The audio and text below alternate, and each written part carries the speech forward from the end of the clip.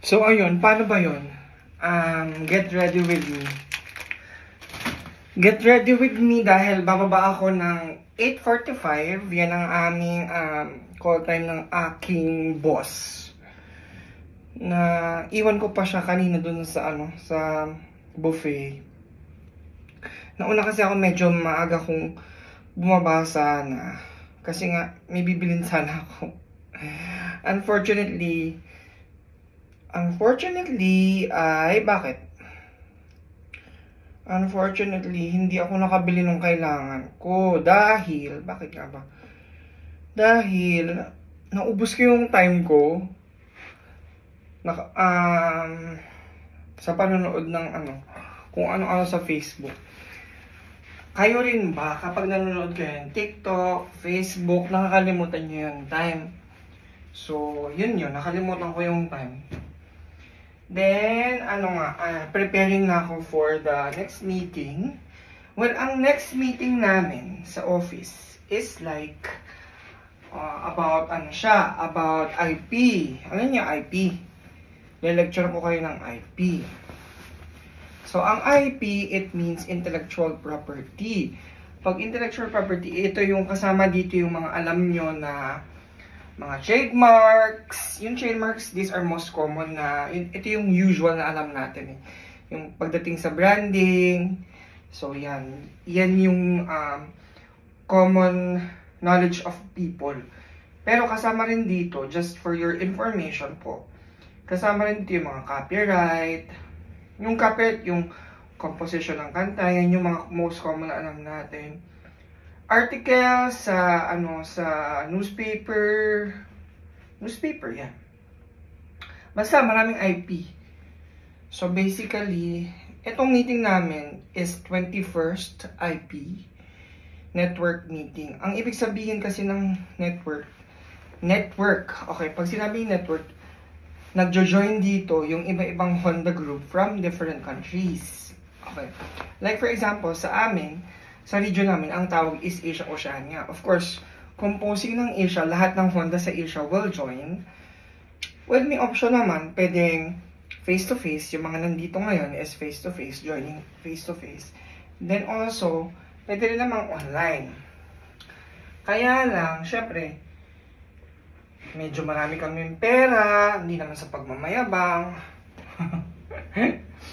Medyo marami kaming benta. Ang yabang. So yun. Kaya mas preferred namin na umattend kami ng face-to-face. Itong network meeting sa IP po, actually, nangyayari to semi-annual. Sa March, dun yung setting ng targets, dun yung reporting ng second half results. Kasi sa Japanese company, very common po yung PDCA. If you're not familiar po with the PDCA, yung plan, do, check, and act. This is like a lecture na. So, yun. Basically, yun yung ginagawa namin. Kasi for every target, ano yung parang achievement niya for a given period of time. Yun. Setting up ng target, presentation ng second half. Then, kung may variances, carry over to the next period. So, ganun lang naman siya eh.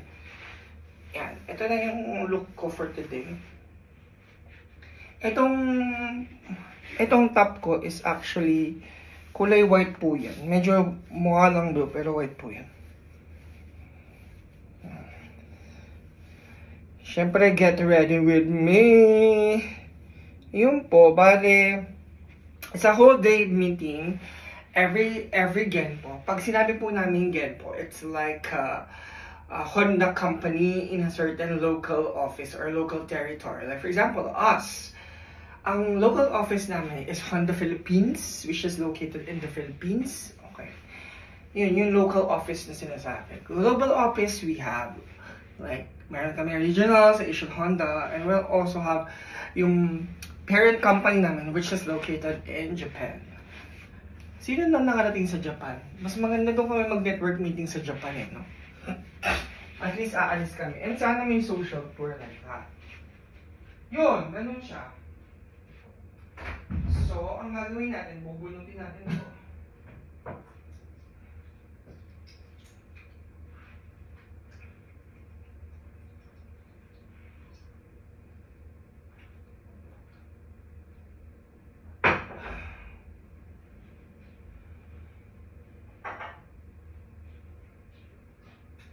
And then, plan ko na hindi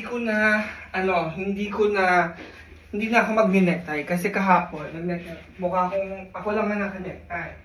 Kaya inaasar niyo ko na nagbebenta ako ng insurance, ganyan, sobra naman. Kung makapang-asar kayo sa akin, sabi niyo nag-i-insurance ako. Hindi ako nag-i-insurance. Life plan, just. Tama na nga ang OA-OA niyo. Pero ito na yung itsura ko yan. Ang taba ko na. So, ang ibig sabihin lang, kailangan natin mag-diet. Diet kasi syempre, mahirap maging mataba. Hirap gumalaw, yan. Tingin ko gano'n na ulit ako ngayon. Yung after ko nag-bar, talagang ang taba ko. Dahil syempre, yung period naman ng bar, actually, ayun naman is, wala ka din talagang gagawin at that time. So mag-aaral ka lang, tapos kakain ka ng kakain, tapos mag-aaral ka ng mag-aaral. Ibig sabihin, isa lang yung pupuntahan mo talaga. Mag-gain ka ng weight, tama? Yes po, tama po. So basically, yun. 31 na. Tsaka, yun, bukod sa mahirap kang gumalaw, kung malaki kang tao, madali kang mapagod, ganyan, kasi mabigat ka di ba? So kung mabigat ka, yun nga sana yung iniiwasan ko, kaso nangyari na naman yun. Actually, yun din yung disadvantage siguro na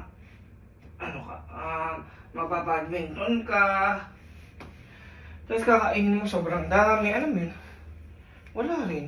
Mali yata yung lifestyle na parang pinili mo, di ba? Basically, ganun siya. So, pero ako, depende. Sana.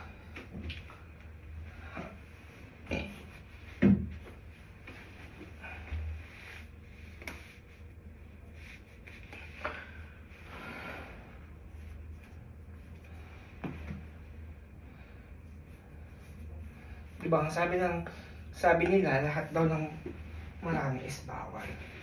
Ang dami namin kumain. Ang dami nila nag-inom. Basta yun ang hindi mawawala kapag nag-badminton is, doble-doble yung kain, ganyan. This is the final look. O sige na, bye-bye na. Bye-bye. Thank you for watching.